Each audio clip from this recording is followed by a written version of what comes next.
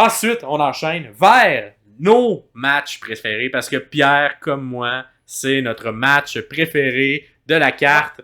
Quel bon match au niveau technique, au niveau du rythme, au niveau... Le match lutte, c'est celui-là. Damien Priest, champion, contre Gunther, un match simple. C'est excellent.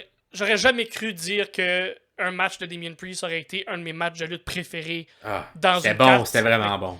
Si, pis tu sais, c'est pas juste... C'est pas à cause de Gunther. Non, Priest est très bon dans ce match-là. Ça a été des glimpses de ce que j'ai vu de lui à NXT que j'avais jamais vu depuis qu'il était monté. Puis Chris, ça a été efficace. Vraiment efficace. Peut-être avant le match, on a eu deux segments avant le début du match en backstage où le premier était après que Dom ait tourné, tout le Judgment Day tournait autour. Il est où Dom? On veut le casser à la gueule. Et là, petite interaction avec Finn à la fin. Que finalement, Finn, il est comme, calme-toi, là, mon gars, là, je suis ton bord, puis on va le trouver Dom. Et plus tard, juste avant le match, on a le petit rappel, mais Finn qui fait, gars, je te pardonne parce que Priest, après que les esprits se soient un peu calmés, fait, hey, je m'excuse pour tantôt, je t'ai pris un peu à la gorge. Fait que, puis là, Finn fait, parfait, mais il n'y a pas de problème, puis je suis ton bord, puis il va gagner contre Gunther. Fait que si t'as besoin de mon aide, je vais venir t'aider. Exact. Fait que je le mentionne parce que ça a un petit lien dans l'histoire. Fait que là, bref, les deux entrées, pas encore d'entrée spéciale, mais quand même très efficace. Et on a déjà, parce que il y a comme Finn qui a voulu attendrir un petit peu le chest de Gunther à Raw lundi dernier. Fait que tu sens, Gunther il est déjà fragile un peu. Il est déjà genre un peu jaune-orange là, si vous jouez aux jeux vidéo de la WWE dans le chest. Là, il est pas à 100% pour commencer le match. Et tout de suite, ça se ressent parce qu'en début de match, on y va de coups d'avant-bras et de chop dans cette zone-là, ce moment-là. D'ailleurs, toi que j'ai remarqué, les coups d'avant-bras de Priest sont tellement beaux. Là. Oui, ils rentrent très bien. Là, le coude, en tout cas, ça a l'air de faire mal.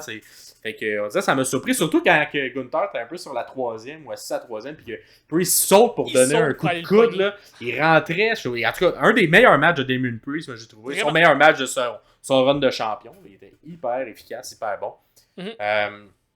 Fait qu'on a déjà le chest de Gunther qui est tout défait au début. Fait que là, Damien prend un peu le contrôle. Les chops arrivent peut-être après 2, 3, 4 minutes. J'avais l'impression qu'on l'aurait installé plus près, mais on a commencé par les coups d'avant-bas.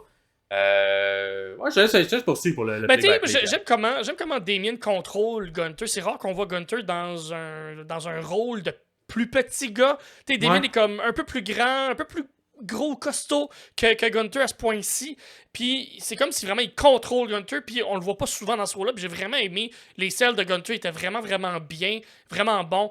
Il y a eu entre autres un super beau Broken Arrow où Damien Priest qui fait un Falcon Arrow, mais il lance quand il vient à tomber sur ses fesses, pas il lance sur le dos, il lance complètement Gunther. Fait que c'est là qu'on voit que Priest est capable de s'imposer, puis est capable d'être là physiquement. Je pense que c'était juste avant d'avoir fait un freaking Steiner que Priest, tu sens pas souvent ce mouvement-là, enchaîne avec le beau. Fait que, tu sais, il y a comme. Tu sens. En tout cas, il me donnait des choses que j'avais pas vu beaucoup dans les derniers mois. Puis c'est comme si il s'était mis en forme, puis il y a aucun bobo qui paraît. Damien, je pense que ses genoux, c'est pas les genoux les plus solides, mais ça a pas paru zéro pendant ce match-là. Il était solide, il était bon, il y avait de l'énergie, les jambes étaient pas molles du tout. C'est là que les gros échanges de chop qui est arrivé. Damien qui ouvre le chest de Gunther, qui pisse le sang, le visuel est écœurant, même un peu plus loin dans le match. Gunther qui s'essuie le chest, puis qui se passe ça d'en face, c'était vraiment écœurant, mais super beau comme visuel. Très physique de deux bords, puis ça n'a pas arrêté aucun des deux. Ça n'a pas relâché. Les deux, s'il y en a un qui faisait un move, l'autre était quand même capable de comme répliquer avec quelque chose d'aussi physique. Fait qu'un gros premier 8 minutes, là, charisme intense, vraiment un feu roulant, pas beaucoup de temps mort où les gars peuvent reprendre le dessus. Un Razor's Edge qui est dans l'arsenal de Priest, là, mais c'est ma blonde qui me disait ça pendant qu'on l'écoutait, mais elle aime ça, elle, voir, parce que Gunther, il n'est pas le plus petit, mais ce genre de mouvement-là, que tu sens c'est tough à faire, là, tu sais. Que Priest, là, il va toute sa force pour pitcher, finalement, Gunther. Fait que c'est encore super bien exécuté. Des fois, c'est le fun quand tu vois qu'il n'y a pas de... Tu sais, que c'est simple, ça a l'air facile de le faire, mais celui-là, il l'a vendu comme si c'était difficile à venir l'exécuter. Je trouve que ça vend aussi Gunther de la même manière. Fait que c'est pas bien fait aussi dans l'histoire qui est racontée. Très coup pour coup, très... sens qu'on veut mettre le respect des deux côtés, puis même si Gunther est vraiment sur une streak assez incroyable depuis qu'il a monté, on dirait que l'intensité de Priest dans ce match-là l'amène à son niveau, même si c'est le champion, là, mais c'est très bon, c'est bien fait. Puis c'est là c'est avec ce Razor's Edge-là qu'on s'en va un peu vers la fin. Quand Priest commence à comme perdre un peu le contrôle du match, puis que Gunter commence à reprendre le dessus, c'est au moment-là où il fait le spot où il s'essuie le chest, puis ça le passe d'en face. Finn arrive pour essayer d'encourager Priest, puis il est sur le bord du ring, mais comme let's go, puis il tape sur le côté, puis let's go, t'es capable. Et à ce moment-là, Gunter va essayer d'aller kicker Finn, ça lui donne le temps à Priest de reprendre ses esprits. C'est là qu'il va enchaîner le Razor's Edge. Et il kick pour vrai, là, Gunther, dans le sens où il est pas là. J'ai vraiment l'impression, de la manière que c'est construit pour la suite, là, il est pas du bord de Gunther, Finn. Non, du tout. Il arrive, mais ils sont pas parlé les deux, là. Ils ont pas fait un plan. C'est pas un plan, là, tu sais. Il arrive en troisième roue, mais il est pas d'un bord plus que l'autre, là, tu sais. C'est juste que sa haine en dedans de lui, elle prend le dessus. Voilà. Fait que c'est un Razor's Edge suivi d'un chokeslam. Le chokeslam qui est le finisher, qui est un super beau chokeslam de la part de Priest. Pin de Priest sur le bord des cordes. C'est comme si Gunther voulait comme... le roll-up t'es pas top là-dessus. Là. Ouais, non, ça c'est comme bizarre ce bout-là, mais c'est comme si, moi, de la façon que j'ai compris, c'est comme si Gunther voulait comme rouler en dehors du ring pour pas se faire piner, que Priest l'a arrêté avant. Ouais. Là, monter le mauvais pied, le mauvais côté du pied, il n'a pas été chercher le pied plus loin, et c'est Finn qui a pris la jambe de Gunther et l'a mis sur les cordes. Fait que ça installe le turn de Finn. Ouais. Ça installe aussi le fait que Priest va devenir un très très gros babyface aussi. Et ça nous apporte à la fin du match, parce que là, Priest est comme, qu'est-ce qui se passe? Pourquoi t'as fait ça, Finn? Puis là, Finn est comme, je suis pas gentil. En fait, il avait bien fait ça. Il avait pratiqué sa phase de méchant. Là, oui, comme ça. Là. Il l'avait bien pratiqué, puis plus que moi, clairement. Mais, puis, mais à travers tout ce moment-là, quelque chose quand même rare.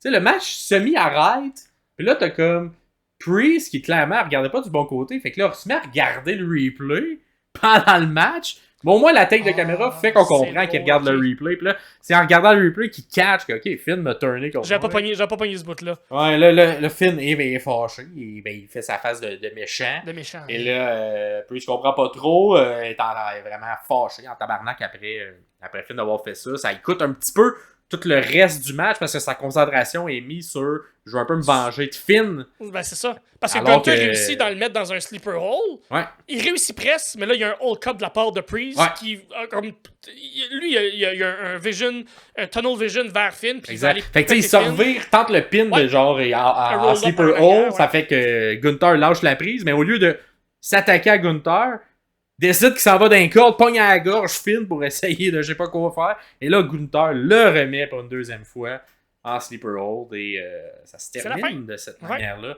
Le sleeper hold. Et ça, j'aille pas ça que un gars aussi technique que Gunther a sa victoire pour la grosse ceinture pour la première fois de sa vie sur un mouvement de soumission. Ouais, ça me rappelle un peu un Bryan Danielson qui avait également eu ça lors de sa première, c'était un cash-in, mais il avait quand même fait le cash-in avec une soumission. Fait que il y a un petit rappel là-dessus de les gens techniques, ben, on aime ça les faire gagner par soumission plus que par pin, leur première ceinture. Et oui, mais une grosse. Tu sais, l'histoire entre Priest et Finn, clairement, ça va se développer dans les prochains mois, dans les prochains pay-per-view. Mais Gunther, ça l'a comme champion. Ça l'émotion aussi là. On n'a pas le close-up de quand ça arrive parce qu'on se concentre plus sur Finn et Priest.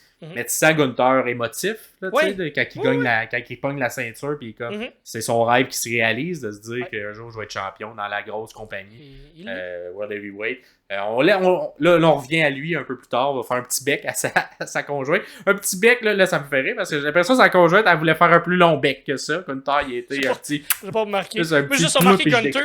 J'ai remarqué Gunther qui comme débarque de son personnage 2 secondes, qui va voir sa femme, puis après ça, qui retourne dans son personnage. J'ai pas comme vu cette chimie-là.